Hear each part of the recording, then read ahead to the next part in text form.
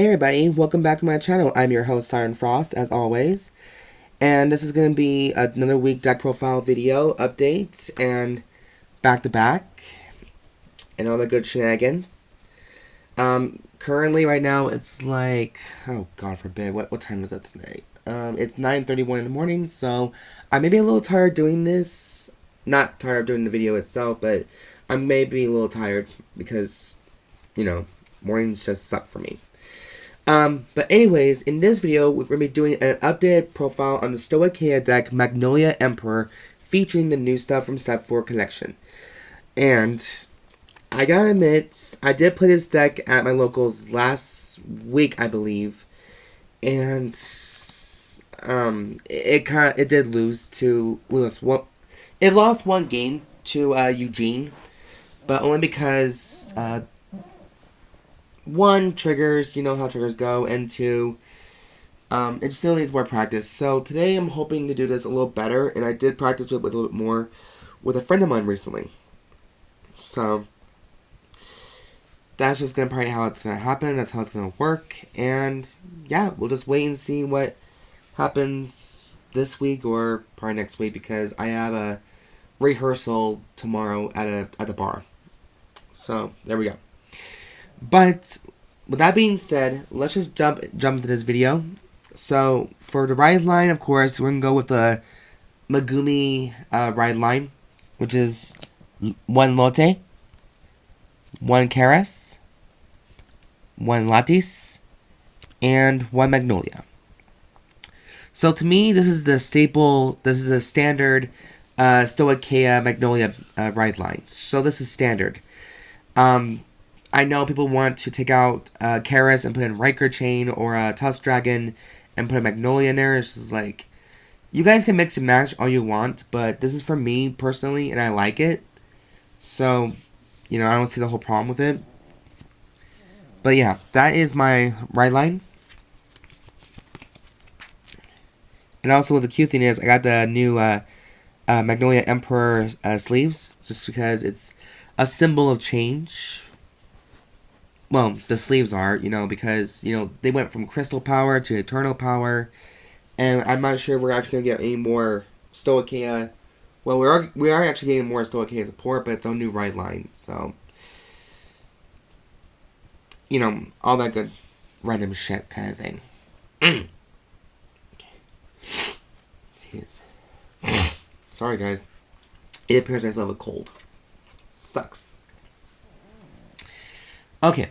So for trigger lineup, it's gonna stay the stable, the standard for me. It's gonna be the same for me.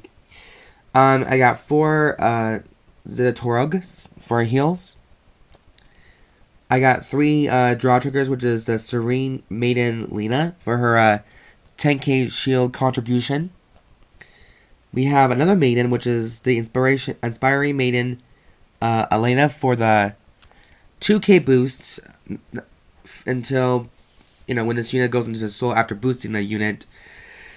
So at this point, when you're gaining this card and you either want us back from your drop zone. Sorry, Yu-Gi-Oh reference. My bad. But yeah, this is good for a soul fuel. You know, it's not a problem, but, you know, I know people want to play like more than 4 crits in their decks, but I don't mind that. I don't mind playing rainbow decks. You know, it's pretty awesome, but because there is now the trigger effects are getting more and more better with more effects to them, and then pretty soon we're gonna be getting some heal triggers that are gonna have better effects too. So everything's gonna be all blinged out, powered up, and I don't know. I know everybody wants to hate this because it's kind of stupid. People don't like front triggers for some weird reason, and some do. But you guys kind of take consideration as well is that these fronts right here are the little reason why this deck's, you know, even good in the first place. You know, people can say that you don't need front triggers, it's bad, and you need 4 draws and 8 crits. So that's standard for the V Premium set. That's standard. You know, people are going to do that. But, you know, for me, I'd rather have all the resources for my builds as long as there is. So I don't see the whole problem with that. But yeah. Anyways, so I got, for our Overtrigger, Blessfavor. So, I screwed up on him before. I totally spaced out on the fact that not only does he heal a point of damage, but my bad is that I didn't read the full effect of Blessfavor. I know it gives 100 million power to any unit you choose to. It can heal 1 damage, but what I forgot is to draw a card and choose a unit that gets +1 critical. And then all my units get plus 10,000 power. And if my damage zone has 4 or more cards, I can heal a damage. So that was my bad right there, and I totally screwed up on the Overtrigger. So now I'm glad I can read it carefully, and, you know, next time I play this deck at my locals, I can start getting more prepared for it. So that's why this card's very good in the Overtriggers, which, sadly to say, I'm going to have to go buy me another one, a 4th copy of one, because now I found out we have the new ride line for Rowena. And I'm like, guys, it's going to be bad. I mean, it's the truth, you guys. I'm fucking mad about it, but, you know, what can you do? I mean, unless you're a millionaire, you can't afford all those cards sometimes. Okay, so that was the triggered lineup. I'm sorry for going a little bit Godzilla moment on you guys. Let me pause for one. Hold on 1 second, guys. Let me pause 1 second. I need to get a drink.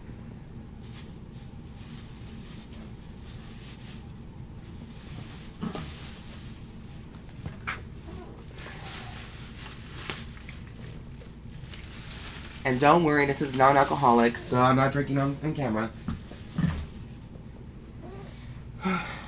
This is what I like about bloopers sometimes, is that you can see the rawness of videos sometimes, instead of editing my videos.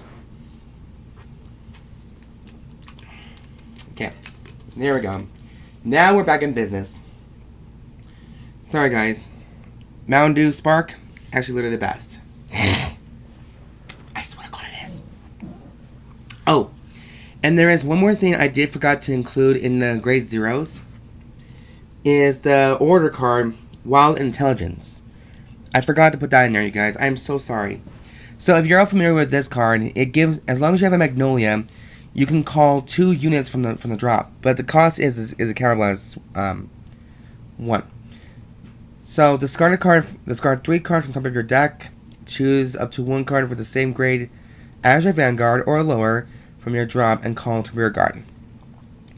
So the best thing you can try to do is save this card for until you get Magnolia on the field, and then you can call upon 2 rear guards. So that's the best option.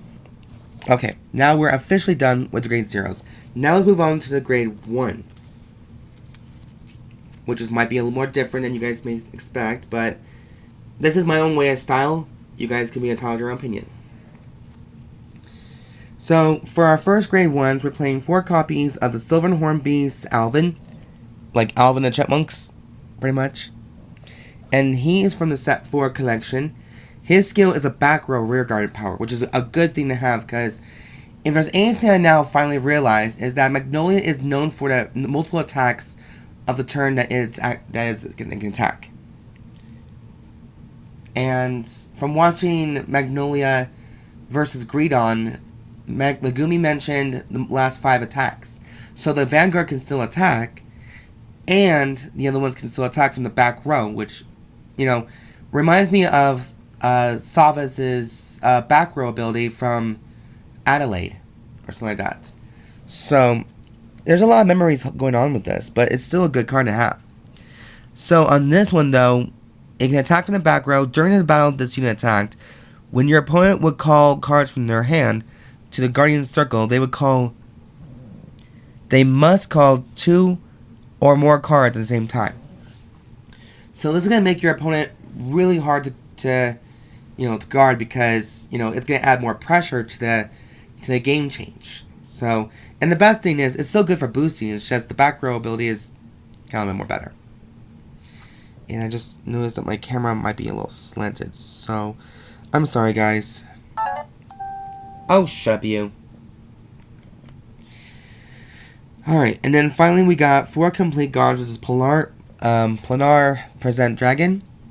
And then our last order card is in search of an ideal far away, featuring Magnolia. Yes, I did add this to the deck before. One of my friends actually did like it. It's like very good tech card you can probably use in your deck. Which, guys, it's not really a bad thing. It's a bad choice. Now, if you're not familiar with this card, I'll read it to you again. Choose one of your units, and until the end of the turn, it gets its skill. Rearguard or Vanguard. When your other unit attacks, this unit gets 5,000 power until the end of turn.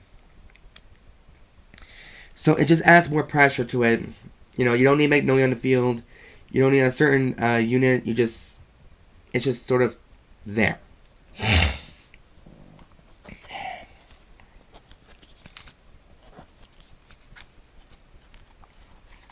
Okay, so that's my grade 1s. I did run 11 grade 1s in a deck. And let me just double check here for a second. Let me see if I got the numbers correct. Okay. So I am running 12 grade 2s in this deck. So the first one we're going to be doing is from the Set 2 collection. And this is Sylvan Beast Damainaru.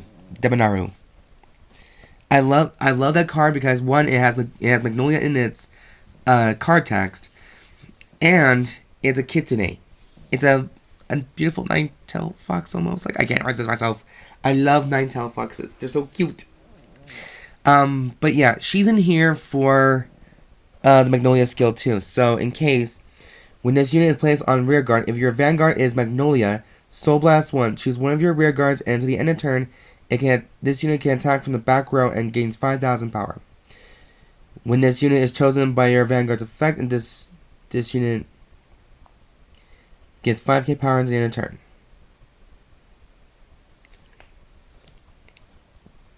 For a moment there, I thought I said the opponent. Like, fuck. I probably need some glasses, yo. Okay. And then we also have a new one for our collection. Yeah. Sylvan Beast Panthero. And the best part about Panthero is its skill. When this unit is placed on rearguard, Soul Blast 1. So everything's a Soul Blast, so soul charging is definitely an essential. Maybe. Choose a Sylvan Panthero from your drop and call it to an open rearguard. When this unit attacks, if your Vanguard is Magnolia in its card name, this unit gets plus 5,000 power in the end of battle. So as long as you have Magnolia on the field, all the effects can happen all at once. So I think this is best to attack with your Vanguard first, and then when it hits grade 3, that's when you can go apeshit on someone. Speaking of going apeshit on someone, here's the last grade 2 in the deck. Sylvan Beast Enbarr. Enbarr is like the only AK grade 2 I like to use because of its ability. Everything's on a Vanguard or Rearguard ability, but this one is a Rearguard and Guardian ability. So when this unit is placed on Rearguard or put on Guardian Circle, if your Vanguard is Magnolia, this unit gets 5,000 power and 5,000 shield until the end of turn. Back row. At the end of battle, this unit attacked, you may return this card to your hand. So in a way, you can still it's a very good resource to use. I know some people may not like the 8k idea and stick with 10ks only, but think it. 10k, 9k, 8k. So it's a countdown. It's my little joke and I didn't even realize it. But but yeah, guys, that is my grade 2 lineup, and I can't really be mad about it because 1, you have your variety of attacks. 2, you have your own varieties of abilities. So I can't really be mad about it too much. So now, we don't have a grade 3 lineup for you guys today. I was having a hard time finding a grade 3 suitable for this deck. But if you guys know one, leave a comment down below. You know, I'm open to ideas and different concepts. But we do have the grade 4 Magnolia Emperor. He's the main boss of the deck, and a good one too. And his skill is, when this unit is placed on Vanguard, choose a card from your soul, and you may call it to rearguard. Continuous effect. If you have more than... Oh, sorry. I was going to sneeze. Okay, if you have one or more cards in your soul, or on your rearguard with Magnolia in their card names. All of your rearguards can attack and intercept from the back row and get 5,000 power. Which, duh, that's one, like, this is why my friend beat me with his Magnolia Emperor deck, his own build. And when I first played against this deck, against, I think it was my Brandgate Sarah Snow deck. But this deck is a little freaking beast. And I love it to death. And I'm here for it. But, yeah, so this deck may have lost to Eugene, but because I didn't get a grade, or I didn't get the certain cards I needed for the deck, I can't be mad about it too much. But overall, you guys, I am severely happy with this deck. I'm glad it turned out the best it can, to the best of my ability. And finding some good cards in here nowadays, it's hard to get some, believe it or not. Okay.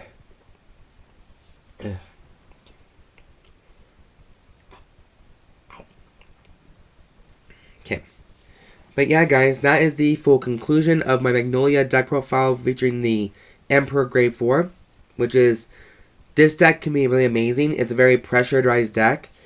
It does have an art type to it, so don't get mad about art types. But yeah, you guys, that is all I gotta say about this deck profile. I hope you guys did enjoy this video very much so. It was fun for me to make this deck, seeing as though I don't usually play Stoicheia that often. But I will do it for you guys because, not only for, I'm not saying it's for the views and stuff, or clickbait and whatnot. I don't do clickbait. I don't do that. This is just something new for me because I'm so used to my Seraph Snow, Basagra, and my Basagra deck. Basagra and I've gotten a lot better with Basagra, and I've won a lot more games with her than my Seraph Snow. And I know that's considered cheating in a way because I'm cheating on my woman, but hey, threesomes are always good for an essential, right? So we'll just have that lesbian kind of thing going on, but it's fun. But anyways, you guys, I hope you guys enjoyed this video very much so. Make good choices. Have a good day today. And if you guys do like the comment and the contents that I do create, subscribe to my channel. Thumbs up for it. Comment down below. And, well, all that good stuff, actually. But, yeah, until next time, guys, I'm Siren Frost, signing out.